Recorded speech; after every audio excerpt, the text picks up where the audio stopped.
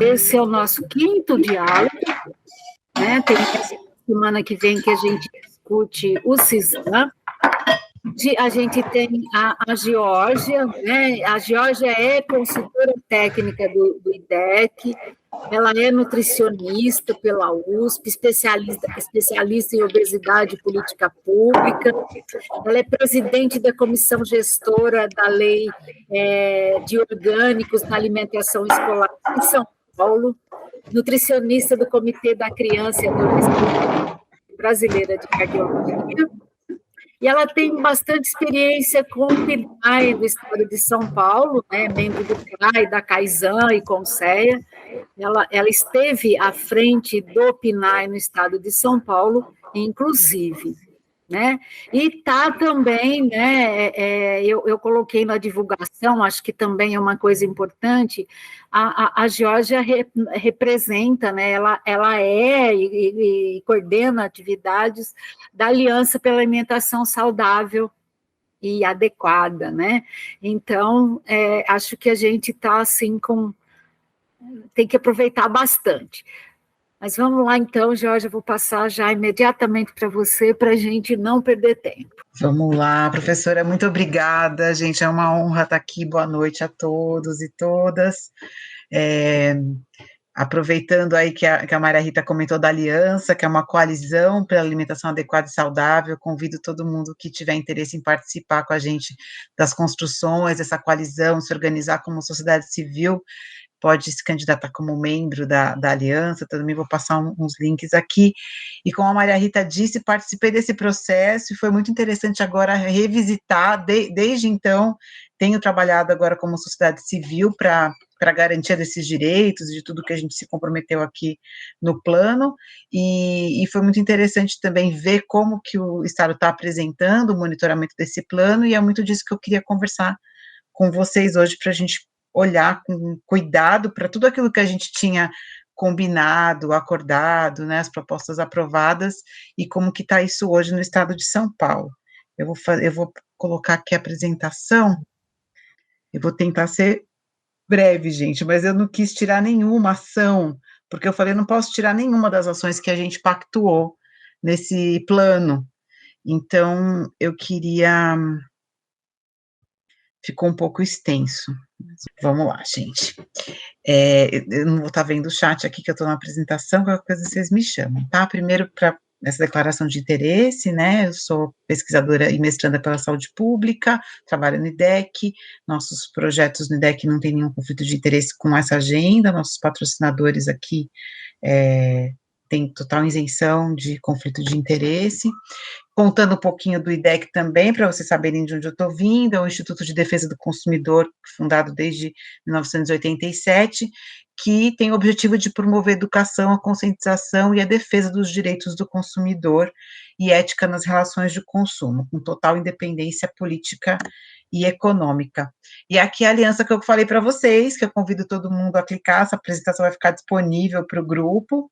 Então, nós somos organizações da sociedade civil, de interesse público, profissionais, associações e movimentos sociais que têm como objetivo desenvolver e fortalecer as ações que contribuam para a realização do direito humano à alimentação adequada e saudável, por meio do avanço em políticas públicas que garantam esse direito, tá? E soberania alimentar.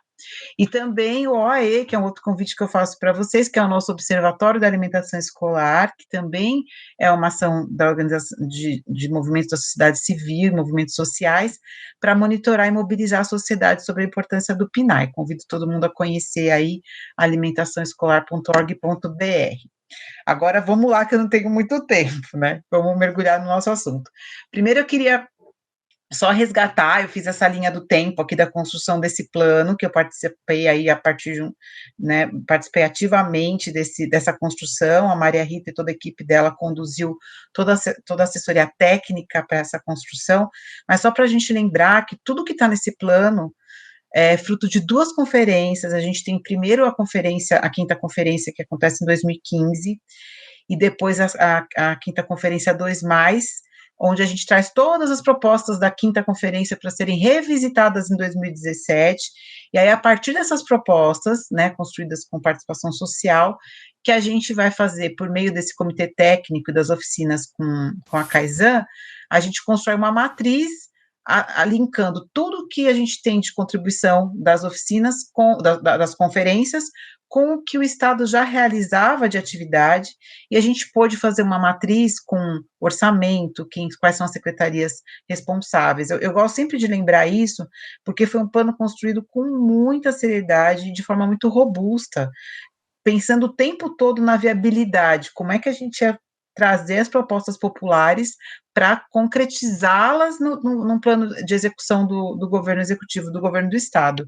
Então, ele ficou muito bem desenhado, e finalmente ele é aprovado aí na plenária no final de 2018, né, e fica aí vigente de 2019 a 2023. Então, quer dizer, estamos no último ano de execução desse plano, e vamos ver como que ele foi executado de lá para cá, depois de tanto trabalho para executar. Então, eu vou falar dos dois desafios. O primeiro, desafio 5, que é esse desafio super abrangente de promover e proteger a alimentação adequada e saudável da população brasileira, com as estratégias de educação alimentar e medida regulatória. São os dois caminhos que a gente tem para promover e proteger a alimentação adequada. Os temas que entram nesse desafio: a promoção da alimentação saudável, a promoção da alimentação saudável no ambiente escolar. Então, boa parte da educação entra aqui, por isso meu contato tão próximo com esse desafio, por atuar aí há 20 anos nessa área de alimentação escolar. Aqui entram também as medidas regulatórias e o controle dos riscos relacionados ao consumo de alimento e exposição ao uso de agrotóxicos, tá? O que a quinta conferência 2 mais traz para a gente como insumo aí para a gente construir o plano? A quinta conferência aponta que as ações de educação alimentar e nutricional foram demandadas e foram solicitados programas que abrangessem todos os segmentos da população, com ênfase nos escolares. Então, para ir além da escola, né, para a gente conseguir chegar com ações de educação para toda a população paulista. Foi solicitado também um fortalecimento dos programas de hortas educativas, e que educação alimentar fosse incluída em todos os equipamentos de políticas públicas. E, finalmente, também um outro ponto que trouxe, que é muito importante, que os currículos de graduação, né, de ensino superior, dessem mais ênfase para a segurança alimentar e agroecologia, para a gente ter aí profissionais mais bem formados nesse tema. Eu vou falar um pouquinho mais sobre isso também. Eu quis trazer aqui um panorama geral desse desafio, porque ele integra dois setores muito importantes. Então, assim, ele é o desafio que vai fazer essa intersecção da política de alimentação escolar com a política de segurança alimentar, e vai trabalhar esses dois pontos importantíssimos para a gente ter um sistema alimentar saudável e sustentável, e ter a garantia do direito humano à alimentação adequada e saudável, que é a educação e ambiente. Eu preciso educar, mas eu também preciso de um ambiente que proporcione que as pessoas façam suas escolhas alimentares. E esse ambiente, ele vai educar as pessoas a partir do momento que eu oferto alimentos saudáveis, a partir do momento que eu dou acesso a alimentos saudáveis, eu estou educando para o comer, né? Ao mesmo tempo que, conforme eu educo, eu trago consciência de um consumo consciente, eu trago consciência de um sistema alimentar saudável e sustentável, eu também estou alimentando uma demanda para que esse ambiente produza alimentos saudáveis. Então, eles se retroalimentam aqui. É um pouco isso que eu quis trazer nesse gráfico, para a gente entender de uma forma panorâmica essas ações, tá? Então, vocês vão ver que, basicamente, essas ações, elas vão se dar de educação alimentar e nutricional e de medidas regulatórias para a gente ter um ambiente alimentar saudável. Bom, então, como já ficou óbvio, a gente vai falar muito de PNAE aqui nessa história, porque o PNAE é um programa que tem papel fundamental na promoção da alimentação adequada no Brasil, é um dos maiores, mais abrangentes e duradouros programas na área de alimentação escolar no mundo inteiro. Cada vez mais a gente enxerga o efeito protetor do PNAE para a saúde dos nossos estudantes, a gente tem vários estudos mostrando isso. E para a política de segurança alimentar, o PNAE sempre foi um programa muito importante, porque, além de promover a educação, ele também, por meio das compras da agricultura familiar, ele promove uma produção de alimentos adequada e saudável. Então, por isso que o PNAE é tão importante para as políticas de SAM. Então, essa articulação dos dois programas que eu apresentei ali para vocês é uma grande oportunidade da gente transformar positivamente o sistema alimentar e promover a alimentação adequada e saudável. Os estudantes passam boa parte do dia na escola, principalmente a principal refeição do dia para muitas crianças acontece na escola, que pode ser por meio do PNAE ou por meio do comércio de alimentos, ou as lancheiras que vêm de casa, e a gente sabe que esse ambiente alimentar da escola vai influenciar fortemente os hábitos desses estudantes, e vocês vão entender lá na frente por que eu estou falando disso, porque nós temos ações que vão tratar disso. Então, esmiuçando um pouco mais as propostas da quinta conferência. Na quinta conferência, a gente falou que a gente quer refletir sobre o valor nutricional dos alimentos, a gente quer falar sobre a disponibilidade de tempo para comprar alimento, para preparar a refeição, a gente quer falar de comportamento alimentar, a gente quer levar esse tipo de informação para a sociedade. Precisa de ações educativas de alimentação e nutrição na área de segurança alimentar na rede pública de ensino. Outro ponto que veio da quinta conferência, a rotulagem dos alimentos, combater a falta de informação das pessoas e coibir a propaganda de alimentos. Esses são os 4 pontos principais que vieram das propostas da quinta conferência. E aí, na rede pública de ensino, o que a quinta conferência destaca? Que a rede pública de ensino precisa ofertar uma alimentação de qualidade para garantir essa segurança alimentar, que precisa respeitar a diversidade cultural do Estado, garantir as compras da agricultura familiar e aprimorar alguns projetos de educação alimentar que já estavam na rede, que é o Cozinheiros pela Educação, que é um projeto onde a gente tem os cozinheiros escolares assumindo o papel de educadores, e a gente tira os ultraprocessados da alimentação escolar e deixa os alimentos in natura e minimamente processados, então aquele cozinhar que vai educar. O projeto Saúde do Coração na Escola, que na verdade é o coração do estudante, que é uma formação de docentes e discentes para construção de planos de projetos pedagógicos de EAN, e o projeto Cantina Saudável, que é para envolver as associações de pais e mestres numa regulamentação do ambiente alimentar das escolas, e também o projeto das hortas nas escolas, com uma estratégia educativa voltada para a agroecologia. Esses eram os projetos que estavam vigentes na época, tá? Bom, vamos lá para o que isso virou no plano e como é que está hoje o posicionamento do governo sobre isso. Primeira ação nesse desafio, criar um fórum participativo com encontros anuais para discussão sobre o valor social, cultura e ambiental dos alimentos, na verdade, cultural e ambiental dos alimentos, enquanto mecanismos de soberania alimentar. O que o governo traz para a gente? Que hoje, tá, quando ele considera que essa meta foi realizada, tá? Que o Conselho e os conselhos municipais são espaços democráticos para essa discussão. E aí eu trago uma provocação para vocês levarem para a discussão dos grupos, se a gente realmente entende que o Conselho e os conselhos municipais estão cumprindo esse papel como um fórum participativo com encontros anuais para discutir especificamente esses pontos que eu estou trazendo aqui. É uma reflexão para a gente fazer. A outra meta, inserir metodologias de EAN que promovam a visibilidade desse valor social e mecanismos de soberania alimentar, com projetos de horta. E aí essa ação, essa meta, ela relaciona a uma ação que essas atividades precisam incentivar a agroecologia, valorizando a produção de punks e compostagem nas escolas públicas. Foi isso que a gente colocou no nosso plano. O governo considera uma meta realizada, e aí ele coloca essa observação aqui em andamento. Ações de hortas escolares são desenvolvidas pela Secretaria de Educação, em parceria com a Fundação Banco do Brasil, e a Secretaria de Agricultura atuará com o projeto Horta Alimento. E aí, comentei, inclusive, com a Maria Rita, trago essa reflexão para vocês.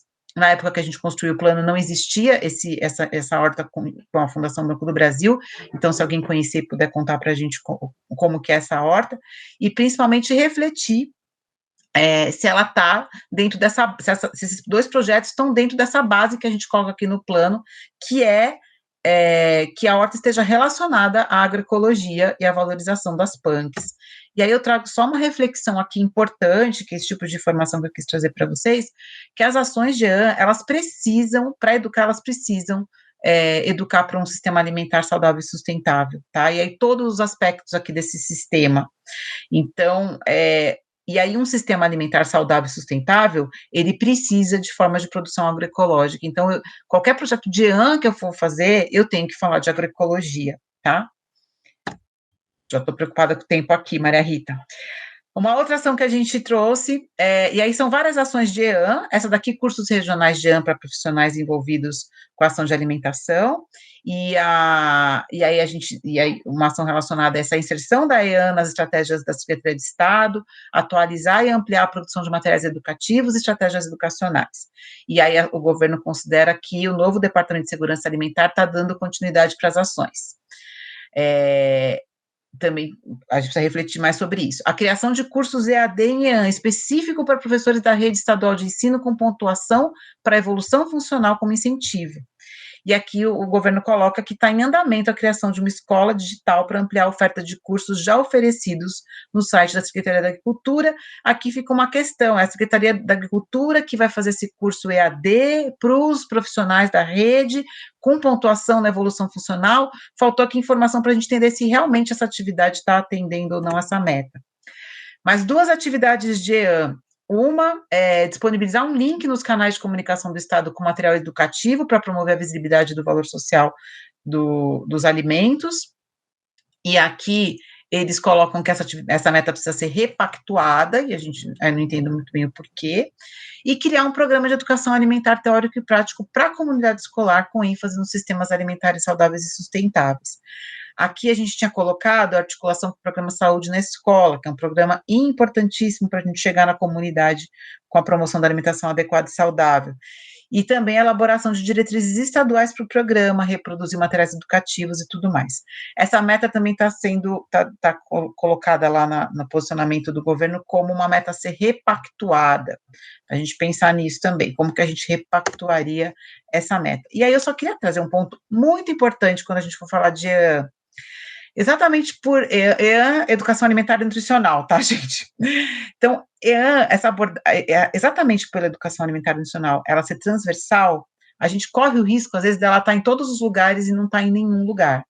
Quanto mais a gente estuda e reflete sobre isso, a gente entende que a gente não pode ter atividades de EAN esporádicas, desarticuladas e não planejadas. Então, ela precisa ser estratégica, a gente precisa construir uma trilha pedagógica de aprendizagem durante todas as etapas da educação básica, para a gente conseguir formar um cidadão para o comer. E aí, isso precisa, então, de uma estruturação pedagógica, de um planejamento, diagnóstico, objetivo, estratégia, um plano de trabalho. E aí eu me pergunto se a gente está conseguindo fazer isso com aquelas atividades ali que o governo falou para a gente que está fazendo no estado de São Paulo. Fica aí a reflexão também. Depois, outra ação que a gente coloca aqui, criação da Comissão de Avaliação e Monitoramento para aprimoramento das metodologias inovadoras de SAM.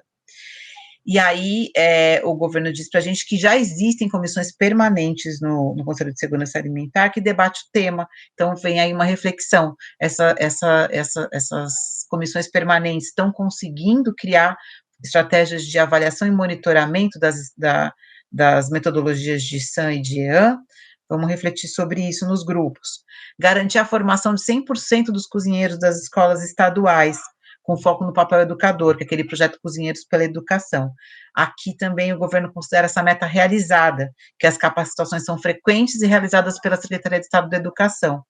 E aí fica uma pergunta, que tipo de capacitação que é essa? Porque muitas vezes as capacitações que são feitas para os cozinheiros é com foco higiênico-sanitário, né, que é o básico do cozinheiro.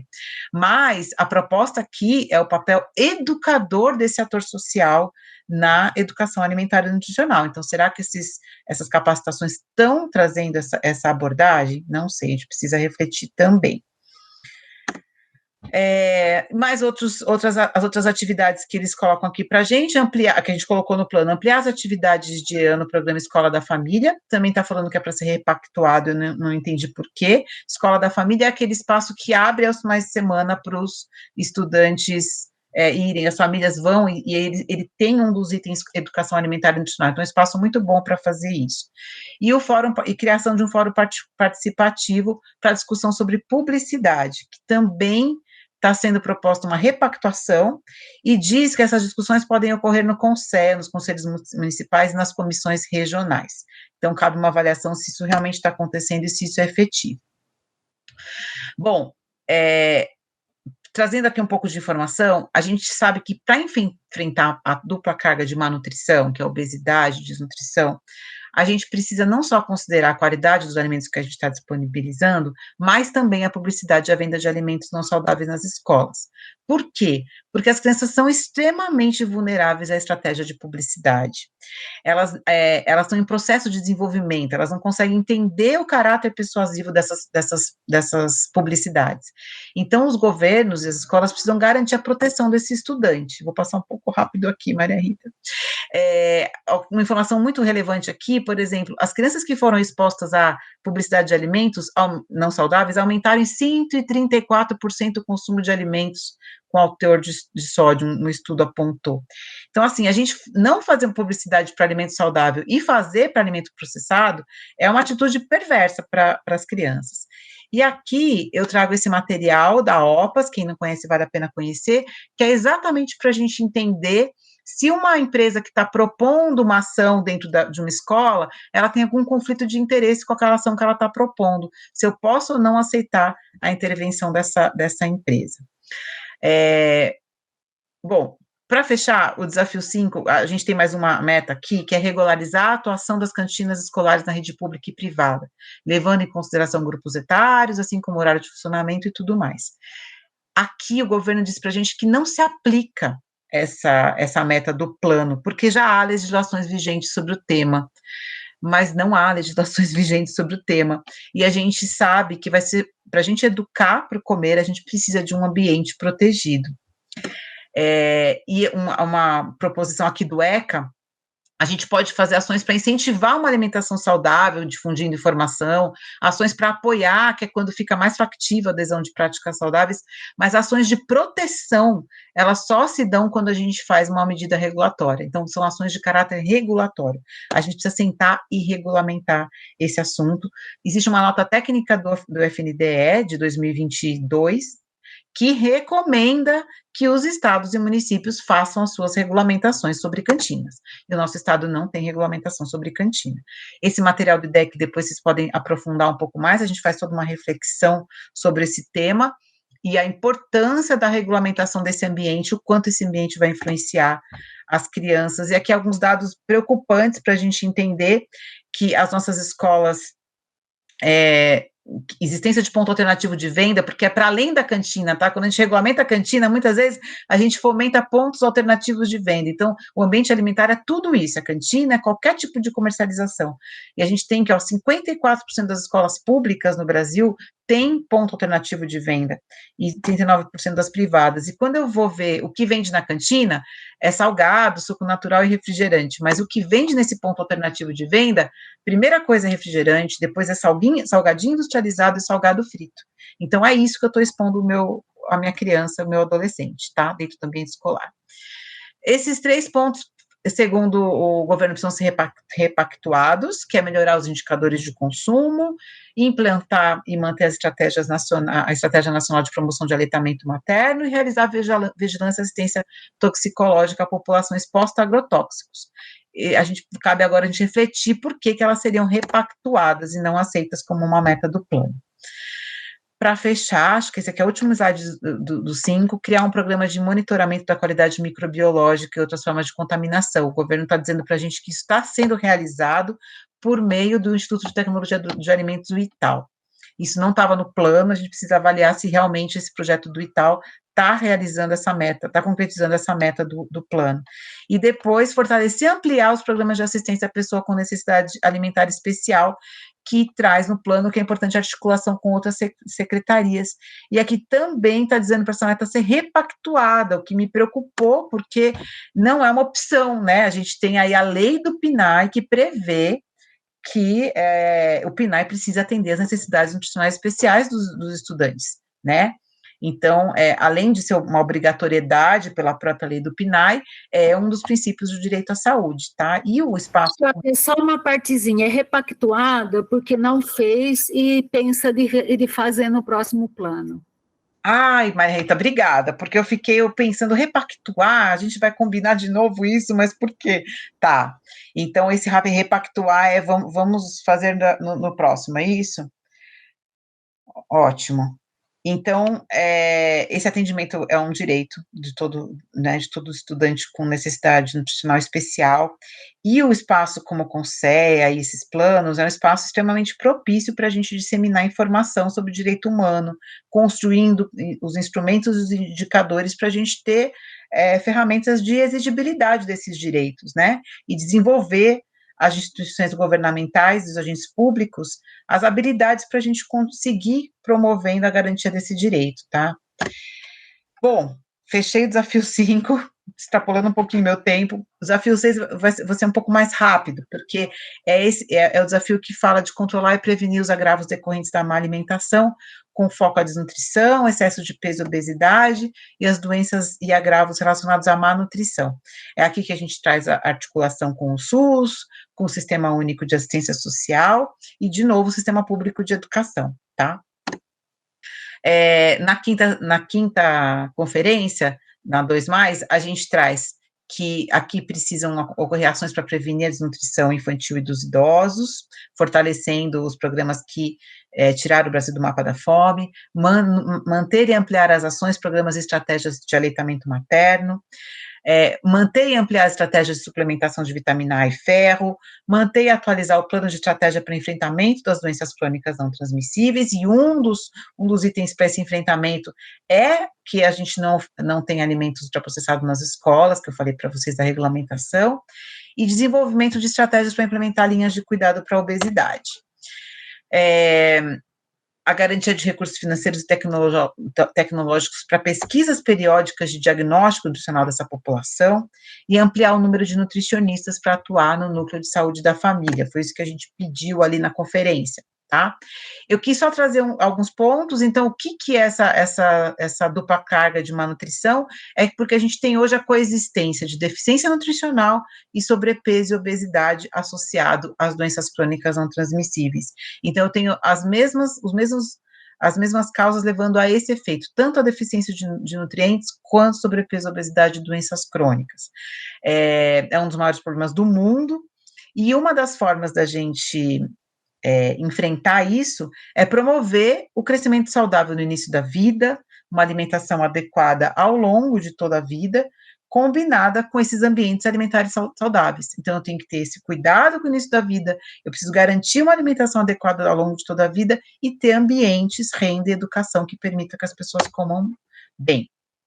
Aqui alguns pontos que essa autora traz também, quando a gente fala de ações relacionadas à agricultura para enfrentar essas formas de malnutrição, aumentar os programas agrícolas direcionados à boa alimentação, promover a diversidade na produção e consumo de alimentos, apoiar a agricultura urbana e desenhar novas políticas agrícolas e sistemas alimentares que apoiem a alimentação saudável, com destaque para a produção de alimentos in natura acessíveis para as pessoas. Então, é super abrangente, né?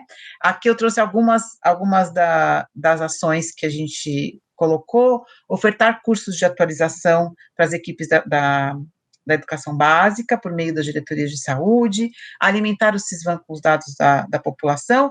São os 2 itens que o governo considerou como metas realizadas, que a gente tem feito isso nas nossas regionais.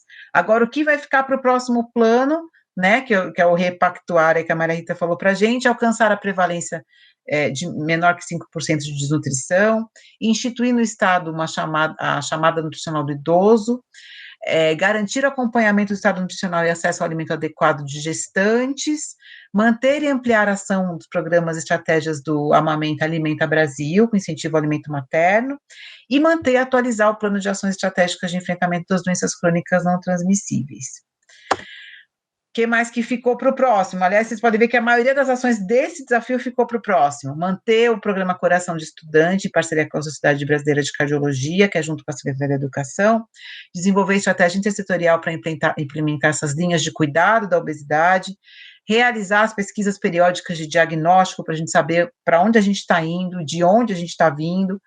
Ampliar o número de nutricionistas para atuar no desenvolvimento do cuidado e fortalecer o programa Saúde na Escola. Eu trouxe aqui um slide muito breve dizendo que acabei não colocando, falando de Saúde na Escola, a importância desse programa. E aqui ele diz que não se aplica monitorar e acompanhar o programa de suplementação, que é um programa que eu até entendo que ele não se aplique no sentido de não precisaria estar no nosso plano de segurança alimentar, porque apesar dele tratar de uma deficiência, ele não é um plano que prevê ações intersetoriais, ele é um plano que fica totalmente dentro da área da saúde. Mas a justificativa para não se aplicar é que o Estado não tem atribuição, mas o Estado tem muita atribuição nesse programa, sim, para apoiar os municípios na execução. Aqui o slide do PSE que eu trouxe a importância desse programa para a saúde dos estudantes brasileiros, é um grande problema, um programa intersetorial aí entre saúde e educação, e o CONSEA, e o Plano de Segurança Alimentar é muito importante para promover essa intersetorialidade, o debate sobre as metas desse plano. Eu não vou falar aqui das ações de DEC, porque a gente não vai dar tempo, eu só queria apresentar para vocês o Alimentando Políticas, que é a nossa página onde a gente coloca os principais estudos e referências sobre alimentação saudável nas escolas, convido todo mundo para conhecer, as nossas 3 publicações sobre ambiente alimentar, sobre os alimentos orgânicos, aqui a gente, no vermelho, a gente conta um pouco a experiência do Estado de São Paulo com Cozinheiros pela Educação, e fazer um convite para todos vocês, eu vou pôr lá no chat o link.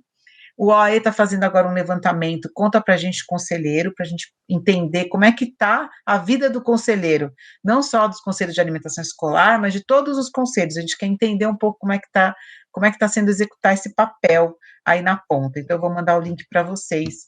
Maria Rita, 29h30.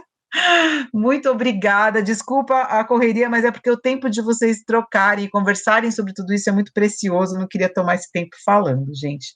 Muito obrigada.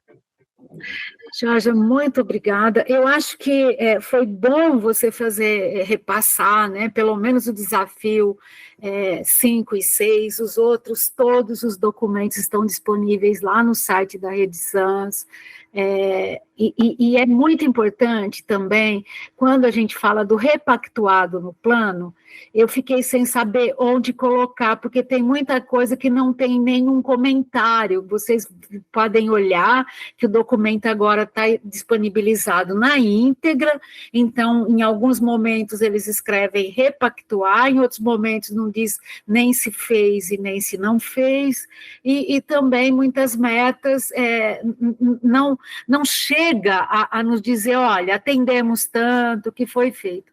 Mas também a gente tem que considerar que já é um avanço esse esforço de ver o que se fez, né? Mas a gente tem que caminhar muito nessa questão do monitoramento do plano, de prestar conta do que se fez, né? Acho que, ao mesmo tempo que a gente valoriza esse esforço, a gente percebe também que não deve ter sido todas as secretarias que participaram, porque tem secretarias que a gente sabe que fez determinadas coisas ali que não tem nada preenchido, né? Então, enfim, acho que são coisas para discutir. Mas vamos lá, então, né? A gente vai agora, como sempre, dividi-los em grupos. Bom, então, a gente acho que agora já pode começar a socializar os resultados do debate de hoje, né? Quem que estava no grupo 1, que quer falar? Fomos nós. Vamos lá. Nós estávamos Gabriela, a Cristiane, a Carla, a Luci, a Geórgia, o Gabriel, a Gabriela, o Eric, a Maria Cristina, a Alda e eu. Nossas discussões foram bastante centradas, basicamente, no PNAE. Nós tivemos uma participação de nutricionistas que trabalham como nós chamamos, né, no chão, diretamente com o PNAE. Foi bastante importante ter esse olhar da prática. Tivemos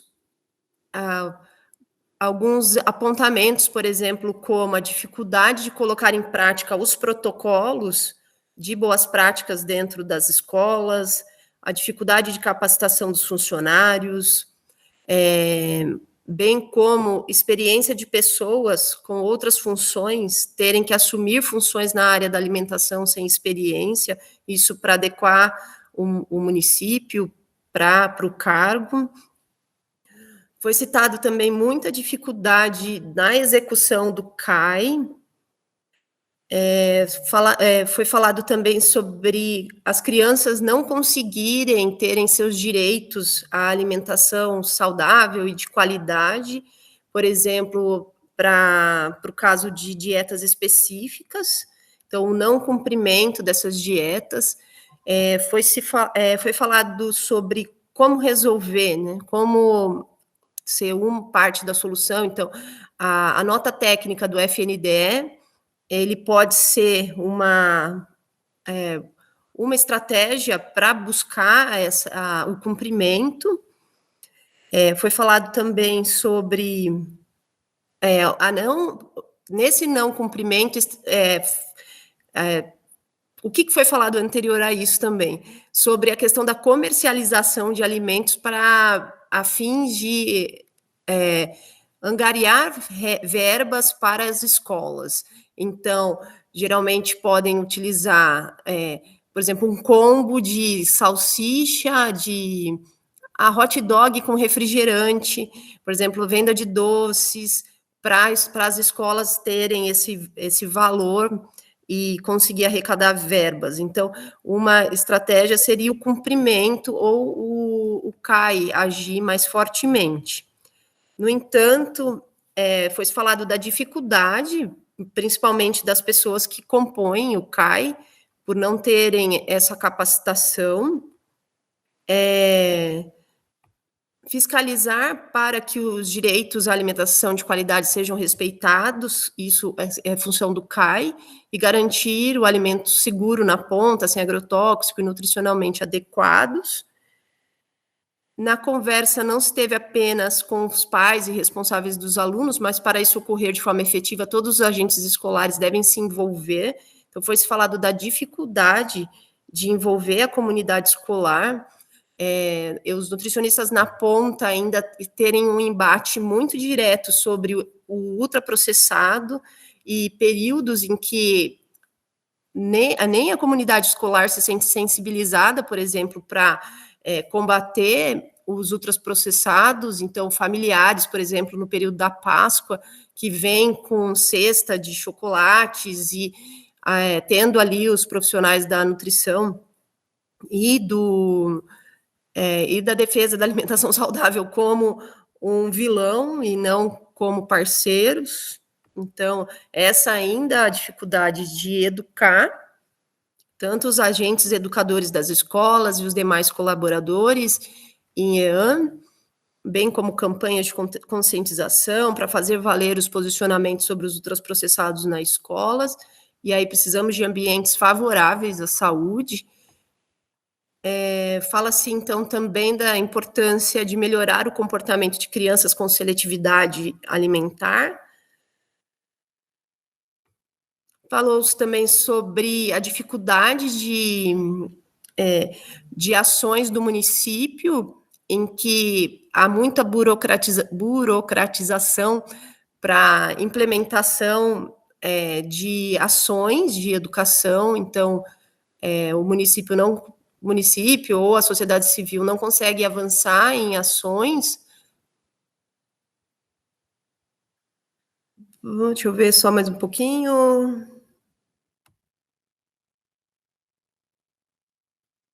Bom, aí se falou muito sobre a importância de fortalecer os espaços de debate, os espaços democráticos de direito para os profissionais nutricionistas da rede escolar, que há muita sobrecarga, falta de nutricionistas para a quantidade de funções.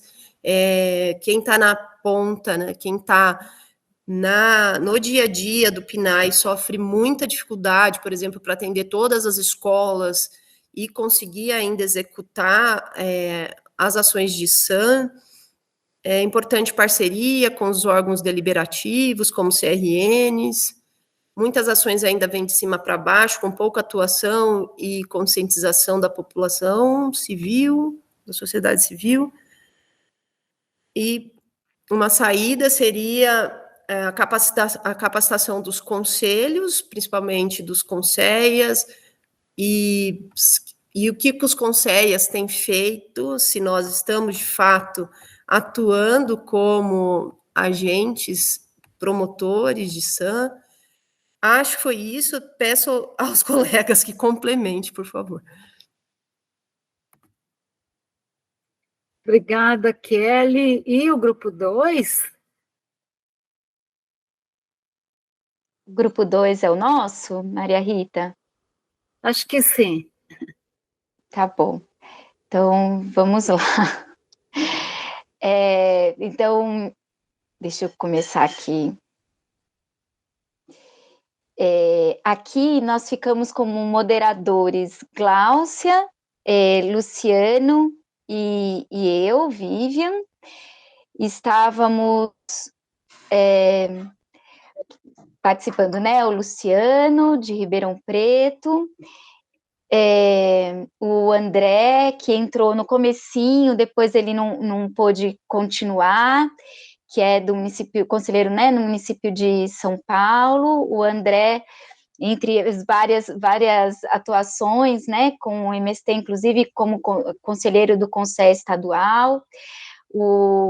Aí a Selma, do Fórum da Serra Sans Capital, a Gláucia, né, da Unesp, do Conselho de Registro também, a Unesp Registro, a Terezinha, advogada, e está na Serra Sans Central, né, e no Conselho, atua em assentamentos do MST, eu, Conselho Municipal, a ABA, a APA, como agricultora artista aqui. Era um grupo bem eclético e, ao mesmo tempo, muito cheio de questões, assim, para colocar sobre essa temática, né? Então, o André, ele fez sugestão de incorporar às perguntas a questão da alimentação escolar apresentada pela Geórgia, né, que não estava na pergunta, e ele sugeriu que a gente incorporasse, e a fala dele foi com relação à desculpa do governo, né, de não priorizar o acesso a uma alimentação escolar saudável por conta da pandemia, de não ter conseguido cumprir algumas coisas por conta da pandemia, e a gente saber que não é bem isso, né? E aí ele acabou saindo. Nós fizemos uma pequena síntese no início da fala da Geórgia, antes de começar, mas aí o que a gente, né, falou bastante, né, foi dessa dificuldade do alimento como mercadoria, né, da segurança. O Luciano falou de uma experiência que ele teve numa comunidade, fazendo uma pré-conferência numa comunidade em Ribeirão Preto, e as pessoas dessa comunidade falando, né, da segurança alimentar condicionada à condição de compra do alimento saudável, e que o alimento ultraprocessado ele acaba sendo mais acessível, ou pelo menos a propaganda diz que ele é mais acessível, né, e que não tem, e uma dificuldade, assim, de não identificar nesses alimentos ultraprocessados o perigo que eles colocam à saúde das pessoas, né, para essas doenças que a Geórgia colocou, né, essas doenças graves e que não são de transmissíveis, né. E aí esse desequilíbrio, nós falamos bastante do desequilíbrio das relações de mercado, né, da indústria e do agronegócio recebendo vários subsídios, e quem produz os alimentos saudáveis, não. Né? Então, mesmo quem produz o alimento saudável, né, as cestas que saem, por exemplo, dos assentamentos, elas acabam saindo por um preço que não é acessível às pessoas que têm uma condição, uma situação financeira mais baixa, né? Então, isso é uma questão que os próprios assentados discutem, tentam pensar, mas que sem subsídio é muito difícil solucionar, né? E esse é um grande um grande gargalo, né, de ter que trabalhar com uma produção reduzida e sem apoio técnico e sem subsídio, e ter que colocar no alimento o que precisa para continuar vivendo na terra, para não desistir da terra e trabalhar, por exemplo, na cidade e não ser mais produtor na sua própria terra, né? Então, esse foi um ponto central, sabe? Essa questão mesmo da falta de verba pública e de políticas públicas, né, para garantir que os produtores eles não precisem colocar nos seus produtos o valor para eles conseguirem viver da terra, né? Sobre a alimentação escolar, foi falado de uma diferença, né, entre as escolas particulares, que tem as cantinas, onde aí é a propaganda mesmo, né, que manda, né, no que tem nas cantinas das escolas particulares, mas também foi citado nas escolas públicas, onde não tem nutricionistas, onde não tem uma diversidade de alimentos, não tem os ultraprocessados, porque não tem essa possibilidade de venda, né, desses alimentos, enfim, mas também não tem uma diversidade de alimentos para as crianças, né, que não é uma coisa que tem uma...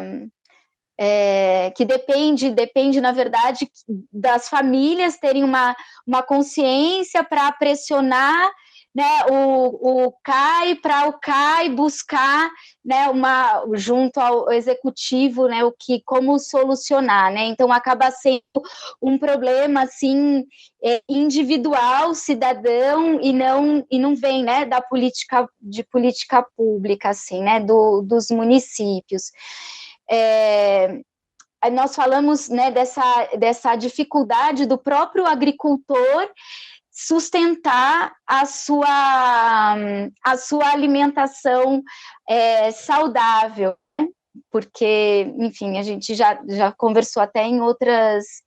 E que, muitas vezes, como assistência técnica, ela não vem de políticas públicas, muitas vezes tem organizações não governamentais que, através de editais, buscam, né, recursos financiadores, né, que aí vem o dinheiro público, mas que tem essa necessidade de ter um intermediário, que são as organizações não governamentais, que para chegar no agricultor, né, e aí o agricultor tem que buscar essas instituições também, para poder ter acesso ao recurso público, né, que já é pouco, e aí passa por esse, né, não vem direto para o agricultor, né? A gente falou assim no caso, só um pouquinho, gente, tá? É tanta coisa. Bom, nós falamos sobre a dificuldade que nós encontramos, né, no estado de São Paulo com relação ao conselho, né? Nós estávamos com 2 conselheiros do conselho estadual, e a dificuldade que eles têm de ser voz e de, quando ter voz, ter eco, né? Então isso foi uma fala assim muito, muito forte, né? Que é infame às vezes o que eles escutam durante as reuniões do Conselho estadual, né? E que o presidente do CAI sempre tem uma desculpa para não participar. Então não tem um entre CAI e Conselho estadual, né? Então, e aí a gente falou sobre a importância que teria interconselhos, né? CAI e Conselho, tanto no nível estadual quanto no municipal, para que a gente possa atuar de fato numa educação alimentar e nutricional competente, né? E aqui, né, esse relatório também da execução do Plan-SAN, a gente entende como algo absolutamente geral, sem colocar os instrumentos, né? Então não dá para ver não dá para, as metas foram cumpridas, mas sem dados metodológicos, assim, sem a gente conseguir analisar os dados para poder entender se foi cumprida, como foi cumprida, onde foi cumprida, né? Quem foi de fato atingido. Só dizer que foi cumprida ou não foi cumprida não é suficiente, né? Fazer uma explanação geral não é suficiente. Né, que não explica, né, é genérico e não um instrumento de política pública, né? Nós não temos encaminhamentos de impactos que possam transformar a realidade alimentar e nutricional a partir já da produção agroecológica, né? Então, já pensar na produção como um dos impactos. A gente destacou essa questão de que a agroecologia é fundamental para a segurança alimentar e nutricional, né? Não só a transição agroecológica, e aí a gente falou do PLEAPO, né? Da importância do plano de agroecologia, e falamos também da importância da economia solidária ser base para as políticas públicas, pensando na cadeia como um todo, desde a produção até os beneficiamentos dos alimentos que foram produzidos, né, pelos agricultores familiares, e a distribuição, o fazer chegar, né, pensando, por exemplo, nas escolas. Falamos da importância também do fomento das feiras agroecológicas, né, então são ações que precisam de subsídios, que precisam de fomento para que o alimento, de fato, chegue até as pessoas. Eu acho que foi isso, mas, por favor, gente, se vocês quiserem complementar. São muitas idas e voltas, né? Vai ser interessante a sistematização de tudo isso. Eu acho que foi bem completo o que você falou. Eu só vou pedir para você mudar, Vivian. Eu vou te mandar o texto, daí você tira aquela foto e põe o texto, tá? Aí você olha se foi o que você falou mesmo, o relator, tá bom?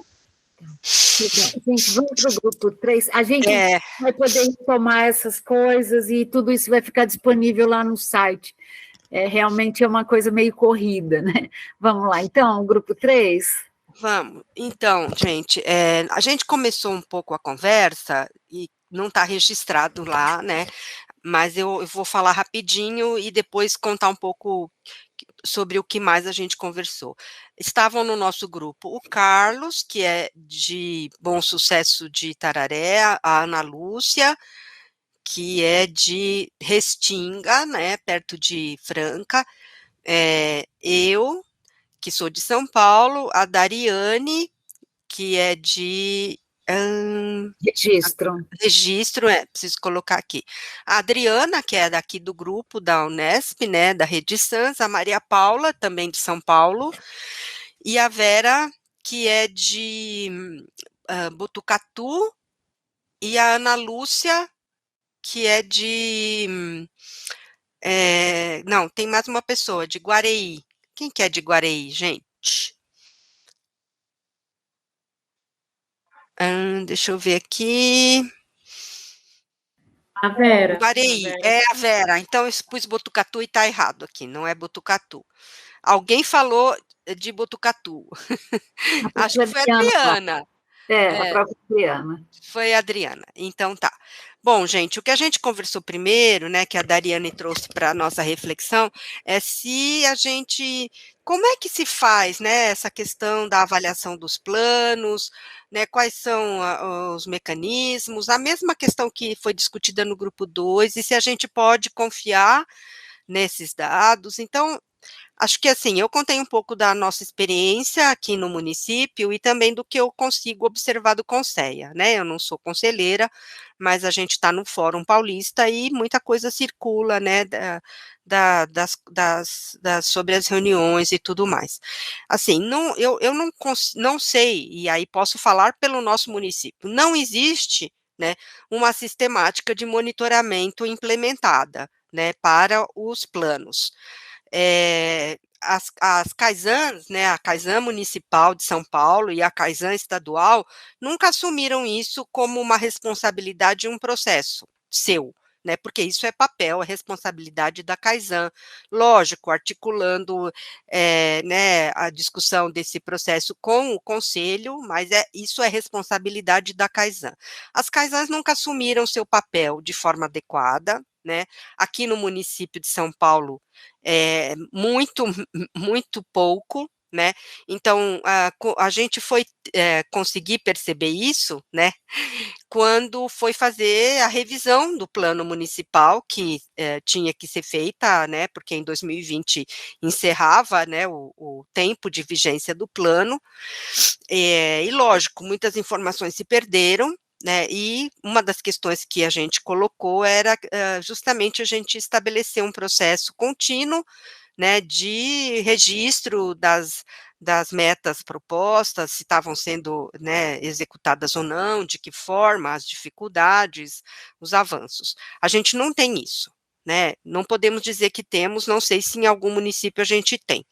Então, realmente, questiona-se, né, esse processo de, vamos dizer, de monitoramento do plano estadual, né, e as questões que a gente levantou foram as mesmas que o grupo 2, né, como você não dá para você dizer que a meta foi realizada se você não coloca lá, né, quais foram os dados, né, que comprovaram essa realização, né. Então, isso inclusive é um dos pontos que dá para a gente, né, perceber claramente que não existe, né, um processo, vamos dizer, adequado, desse monitoramento. Bom, daí a gente começou a discutir as perguntas, né, e com relação aos entraves, né, para o consumo de alimentos promotores da saúde, foi colocado por vários dos nossos componentes que um dos problemas é o custo, né, que fica mais barato, por exemplo, você comprar uma Coca-Cola do que um suco natural, né, e aí houve também a reflexão sobre a importância da gente pensar, né, em estratégias como as que a ACT, né, conseguiu, né, num processo de advocacy muito grande, com relação ao tabaco, né, que é você colocar taxação para esses alimentos, né, que são aqueles ultraprocessados e ricos em açúcar, gordura, sal, né, gordura saturada e sal, porque isso realmente impacta, né, no consumo desses produtos, como foi pelo cigarro, né. Então, essa foi uma questão, né, que foi trazida e que a gente sabe que tem uma série de controvérsias, né, em relação a isso, porque lógico, né, as indústrias vão dizer que isso vai encarecer isso e também a taxação de agrotóxicos, né, então vai se dizer que isso vai aumentar o preço dos alimentos, quando a gente sabe que isso não é verdade, né. Então, é todo um discurso, né, e uma lógica que tenha o alimento, como disse, né, o grupo anterior, como mercadoria, né. Também, se colocou a importância, né, da gente trabalhar junto às crianças o consumo dos alimentos promotores da saúde, né, já no começo da discussão, isso foi trazido pela Ana Lúcia, por meio das hortas escolares, que permitem, né, o acompanhamento do processo de produção dos alimentos desde o começo, isso também foi trazido pela Maria Paula, né, inclusive com a experiência que é desenvolvida lá no Centro de Referência em Recuperação Nutricional, né, e também a questão da regulação, né, quando se fala também da regulação da publicidade nas várias mídias, né, dos alimentos voltados para as crianças, né. A gente teve aí um relato de uma experiência interessante, né, de Bom Sucesso de Tararé, que vem fazendo um monitoramento do estado nutricional das crianças do município desde o ano passado, e então que eles vêm fazendo um processo de intervenção, né, nessa situação, e de 21 crianças já houve uma redução para 10 crianças. Detectou-se que um dos problemas maiores é a questão da alergia, a gente não entrou no mérito disso, né, e também, né, a dificuldade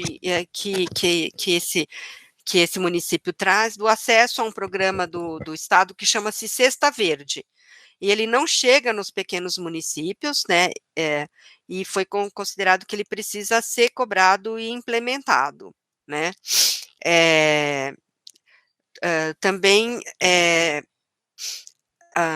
foi colocado a importância, né, de se fazer um acompanhamento da alimentação escolar, de uma maneira mais consistente, né, por parte daqueles que estavam aqui no grupo, e também foi colocado que um dos entraves é a questão da logística e do volume de alimentos demandados pelos pequenos municípios, né, dos agricultores familiares.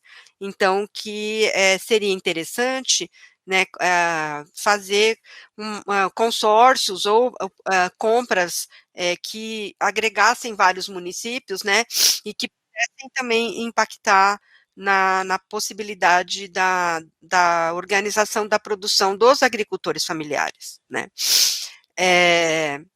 A gente discutiu um pouco sobre a compra, né, da agricultura familiar, né, por meio de circuitos curtos, que, como foi colocado que a questão é o custo, da experiência que o próprio CREM também teve, né, da compra de agricultores familiares na região, e de como isso acabou revelando, né, a possibilidade de você ter uma redução no custo, né, dos alimentos, que em alguns meses chegou a 28%, né.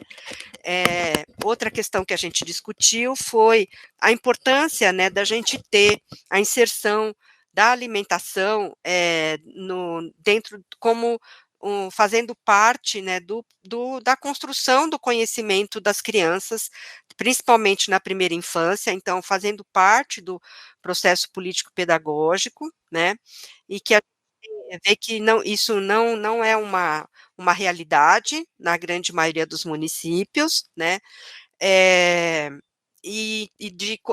eu trouxe um pouco, né, a experiência que a gente teve aqui no município de São Paulo, por meio da atuação da Comissão de Inserção de Orgânicos na Alimentação Escolar, que conseguiu, né, construir, junto com a coordenação da alimentação escolar e a coordenação pedagógica, espaço para discussão, né, dessa questão nos momentos de reunião de coordenadores e gestores, né, naquele momento em que eles estão reunidos justamente para organizar o seu projeto político-pedagógico, então, e que também foi criado pela equipe da CODAI, né, uma forma de monitoramento da realização dessa atividade, por meio de formulários, né, que são encaminhados para os gestores das escolas, né, e que depois são sistematizados, analisados e compartilhados pelas nutricionistas, né, que compõem aí a comissão, e também no Comusan,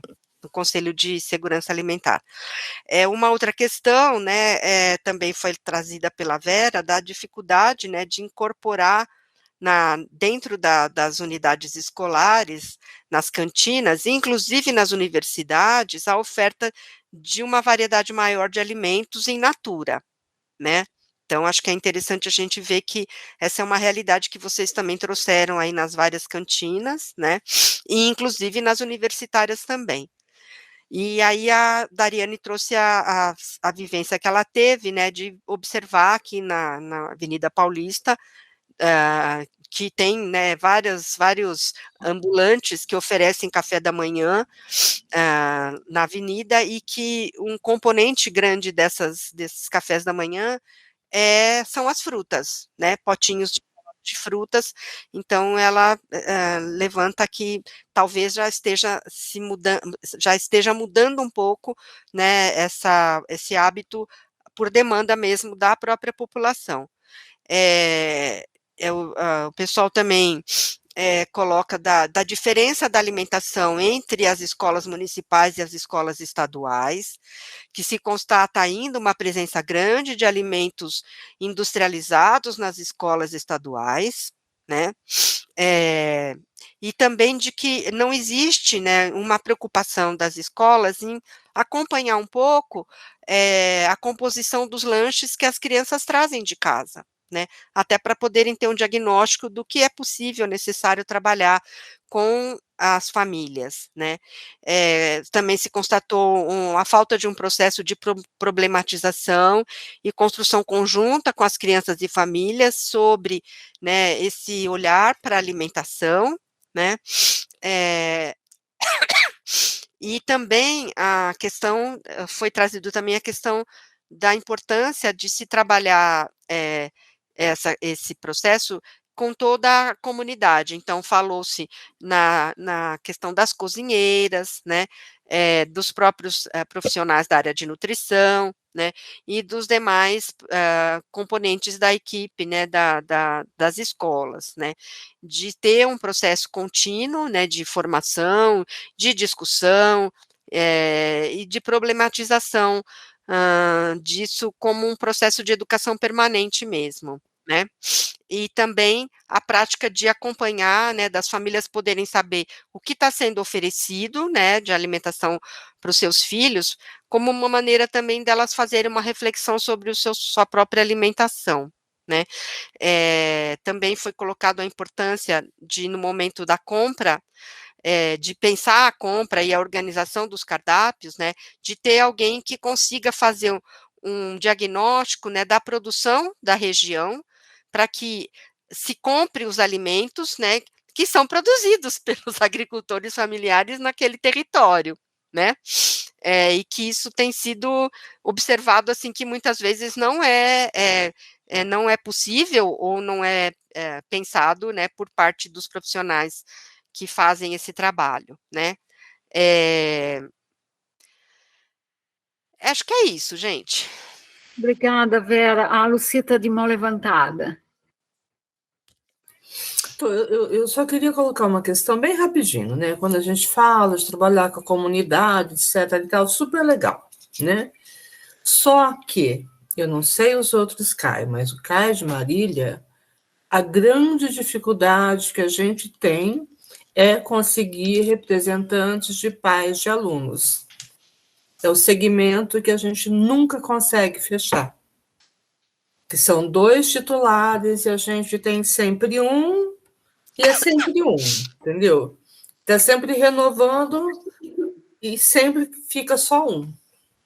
Então, é muito complicado essa questão. Talvez esse seja um tema, Lucy, para a gente colocar como problema central e fazer uma oficina de árvore do problema, porque também a gente não pode só culpar o pai que não vai, acho que a gente precisa procurar a raiz dessas coisas. Não estou culpando. Eu estou colocando que esse é um problema muito importante, que não é só no CAI, que é no Conselho de Segurança Alimentar, que tem muitos municípios que não conseguem criar os conselhos e que a gente precisa junto pegar o fio dessa meada e ver o que está acontecendo, né? É um problema e não é assim, a gente não pode dizer é o pai que não quer, não é só isso, tem um monte de só isso. Mas a gente precisa tentar entender e ver por onde começar. Né? É um problema que a gente precisa encarar e pensar seriamente. Eu comentei no nosso grupo com a Vivian a importância da participação dos pais. Na questão das doenças celíacas, quem começou a apontar esses problemas com suas crianças foram os pais. Uhum. Então, é fundamental a participação dos pais. Nesse sentido que eu quis dizer, entendeu? Porque os pais também fazem parte dessa política pública. Mas a gente precisa entender o que acontece com eles, e o que acontece com a sociedade de um modo geral, e como... E através dos pais fica sabendo. Olha, gente, eu tenho uma filha de 12 anos, ela estuda no SESI. chegou uma hora que a gente falou assim, a gente tem que participar, né? Porque aconteciam muitas coisas e tal. Vamos entrar como representante. A gente não deu conta de ser representante de classe, por causa do nosso emprego. Os horários não batiam, não dava certo. Ronaldo, que foi meu esposo, ele começou a faltar demais, até que chegou uma hora que ele falou, eu não consigo. Mas, assim, a gente gostaria de fazer parte, entendeu? Mas, às vezes, a gente não consegue, não porque a gente não quer também, porque os horários que as escolas marcam as reuniões, a gente está dando aula, não podemos sair. Então, assim, é muito... Por exemplo, o SESI não marca reunião à noite, é só durante o expediente. Nessa última quinta-feira, eu dei aula o dia inteiro, e o Ronaldo também, ninguém foi. Né? Eu escrevi, expliquei que eu não iria, que eu gostaria de marcar um horário para depois ir lá conversar sobre ela. Mas, assim, a gente já tentou ser representante, porque a gente sabe que a gente contribuiria bastante, mas a gente não conseguiu. Então, assim, esse é um dos fatores, né? O horário, compatibilidade de horário de reuniões, né? Como viabilizar essas coisas, né? É uma coisa bem, bem difícil. Mas, gente, ó, já deu 21 horas, a gente está cada dia andando um pouquinho, avançando uns minutinhos, o tema é muito importante, né? Eu não sei se a Georgia está aí ainda, mas acho que está, gente. Muito obrigada, Georgia, pela sua participação, pelo esforço de olhar para o relatório, de fazer essa síntese para a gente, de comentar, né? Acho que foi muito importante mesmo esse debate. Esse material vai ficar disponibilizado lá no site da Rede Sans, a gente vai retomar essa discussão. Na verdade, a gente precisa fazer uma síntese muito boa de tudo isso para ter uma contribuição, né, para organizar bem tudo isso. Muito obrigada mesmo. Até a semana que vem. Obrigada, Maria Rita, obrigada a todos. Eu que agradeço. Obrigada, Jorge. Tchau, gente. Beijo. Tchau, gente. Boa noite. Boa Tchau, noite. A gente... Sim, Jorge, mas a gente agradece. Tchau. Tchau, tchau. Tchau. Tchau.